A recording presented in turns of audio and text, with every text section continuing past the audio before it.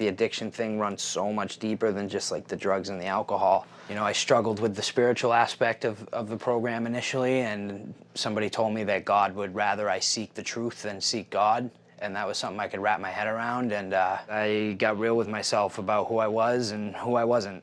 You know, and like that's what the 12 steps do. They strip away everything I'm not, so that's all that's left is me. I had been presenting myself to different people based on what I wanted from them and what I thought was the most effective way to get it. You know, if I wanted your respect, I presented myself as a tough guy, even though that's not really who I was, you know. If I wanted you to feel sorry for me, I presented myself as a victim.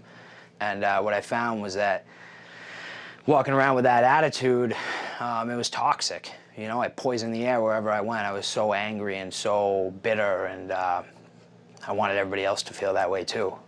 So when I got honest with myself about that chip on my shoulder that I used to walk around with, you know, went away. A lot of the guys that I was up there with, it's crazy to watch because a lot of them ended up having experiences with this stuff in spite of themselves, because all that's really required is like an ability to be honest and follow directions. And if you do that, whether you want to get better or not, you're gonna. Society, you know, similar to how like the individual recovers by getting honest with themselves and seeking the truth, if society wants to recover from this, they got to do the same thing. We have to do this like collectively as a whole. We got to get honest with ourselves about why this is happening. You know, because it's not the drugs themselves. Heroin's been around forever. Crack cocaine has been around forever.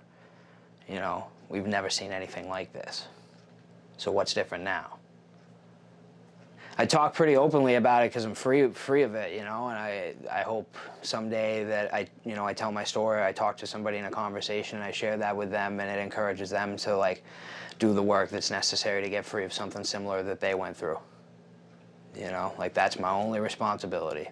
My only responsibility is to like carry this message of freedom to other people.